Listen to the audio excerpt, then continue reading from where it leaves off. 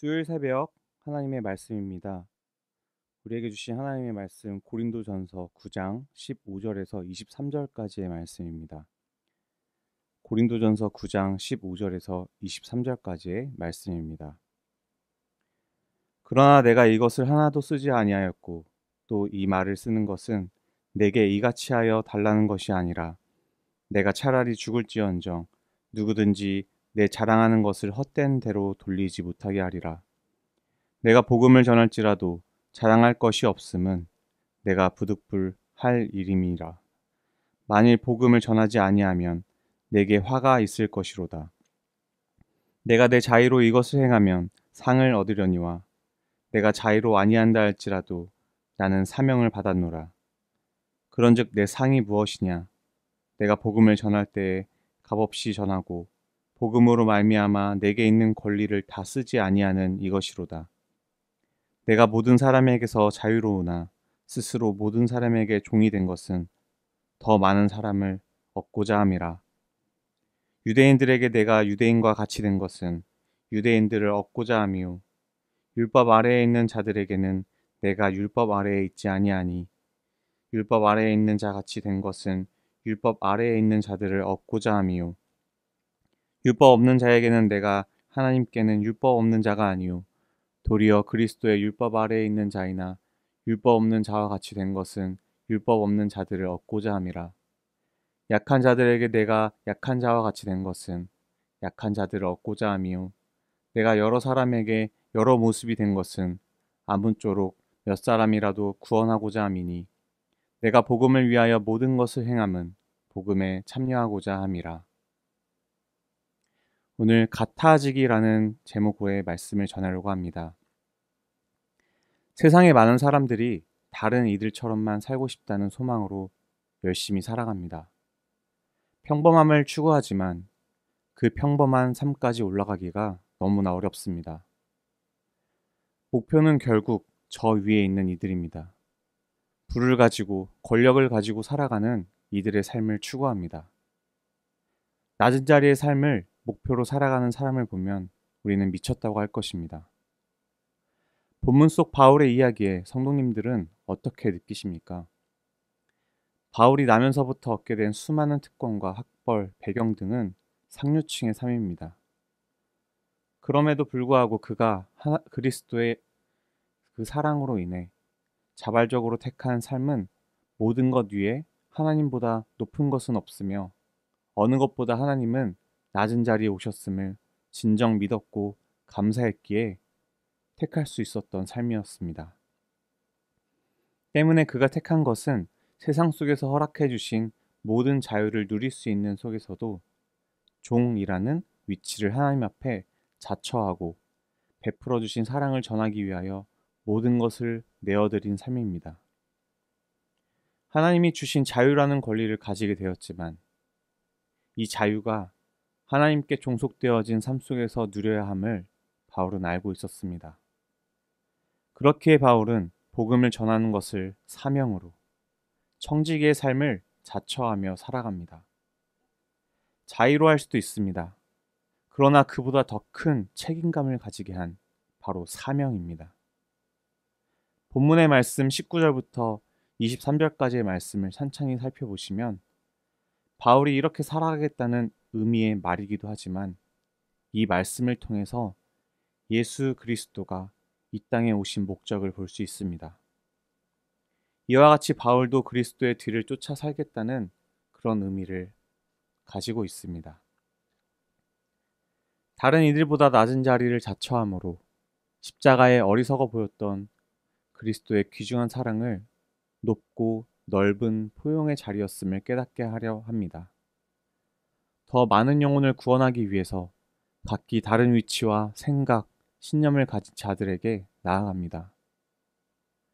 선교사들이 선교지에 나아갈 때 품어야 하는 마음이 바로 그들과 같아지기입니다. 내가 사회, 문화적으로 더 발전하고 신앙적으로도 우월한 곳에서 왔다는 그런 자만심을 내려놓고 선교지의 상황과 문화 속에 살아온 이들과 같이 생각하고 같이 행동하며 살을 맞대고 살아가야 그들을 이해하고 복음을 전할 수 있게 됩니다. 그들의 친구가 되어야 하고 그들의 이웃이 되어야 하고 그들과 교감해야 관계가 생기고 복음을 전할 수 있는 물꼬가 트입니다. 바울이 유대인들을 위해서 기꺼이 유대인과 같이 되고 율법 아래 있지 않은 사람과 같이 행하며 약한 자와 같이 되는 것의 목적은 모두 이들 영혼을 얻고자 함이었습니다. 성도 여러분, 바울도 성령님의 강권함으로 사명을 가지고 복음을 전하는 발걸음을 이어갔습니다. 자신이 가진 것들만으로도 이런 귀찮은 삶을 살지 않아도 되었지만 한 명의 영혼이라도 지옥의 불길 속으로 걸어가는 것을 막기 위해서 그리스도를 알지 못하는 이들과 눈높이를 맞춰 복음을 전하기 위한 노력을 했습니다. 구원의 길로 인도하기 위해서 각 영혼들이 처한 상황과 환경을 모두 공감하기란 너무나 어렵습니다. 그렇지만 때로는 우리에게 그러한 노력이 필요합니다. 그 한 영혼이 내 가족이라면, 내 부모, 아이, 배우자라면 가만히 있을 수 있으십니까? 유아 독존인 삶을 추구하신다면 할 수 없습니다. 사회 속에 살아가는 것이 아닌 무인도나 오지에서 홀로 살아가신다면 굳이 누군가를 이해하려고 노력할 필요가 없을 겁니다. 천국이 없고 지옥이 없고 하나님이 없다면 다른 이들이 어떻게 살더라도 상관이 없을 겁니다. 그렇지만 우리에게는 우리의 삶의 끝에는 영원한 천국과 지옥이 있습니다. 때문에 그저 방관하고 있으면 내 옆에 한 영혼이 내가 복음을 전하지 않아 죽는 것입니다. 하나님이 주신 자유와 그리스도를 전하면서 가지게 되는 다양한 권리들은 모두 책임감이 따릅니다. 여러분이 그리스도인이 아니라면 이런 말씀을 들을 필요조차 없습니다. 그렇지만 그리스도를 전해야만 하는 것이 복음을 듣고 살아난 우리 그리스도인이 가지게 되는 책임과 의무입니다. 바울이니까 할 수 있는 것이 아닌 그와 같이 내 안에도 살아서 역사하시는 성령님이 함께 하시기에 할 수 있는 것입니다. 우리 성도님들의 모든 인생의 삶의 발자취가 복음을 위한 발자취가 되시길 소원합니다. 그리스도를 전하는 삶, 영혼 구령에 매달리는 삶이 우리에게 최소한의 기준이 되며 그러한 삶이 평범한 삶이 되고 누구나가 닮고 싶은 삶이 되시길 소원합니다. 기도하시겠습니다. 사랑과 은혜가 충만하신 하나님 아버지 감사합니다. 이 땅 가운데 낮고 낮은 자리까지 내려오셔서 우리 한 영혼을 살리기 위해서 십자가에 흘리신 그 십자가의 사랑 우리가 결코 잊지 않을 수 있도록 항상 도와주시옵소서. 우리가 우리 주변에 내 옆에 있는 수많은 영혼들 그들 가운데 그들과 눈높이를 같이 하여 그들에게 정말 하나님이 원하시는 사랑, 복음을 온전히 전할 수 있도록 용기와 힘을 더하여 주시옵소서. 오늘도 주님과 함께 동행하며 살아갈 때 우리의 삶 가운데 주님을 온전히 드러낼 수 있도록 도와주시고 주님께서 나와 동행하여 주시옵소서. 주님 안에 승리하기 원하오며 모든 말씀 예수님의 이름으로 기도드렸습니다. 아멘. 우리 함께 기도하시겠습니다.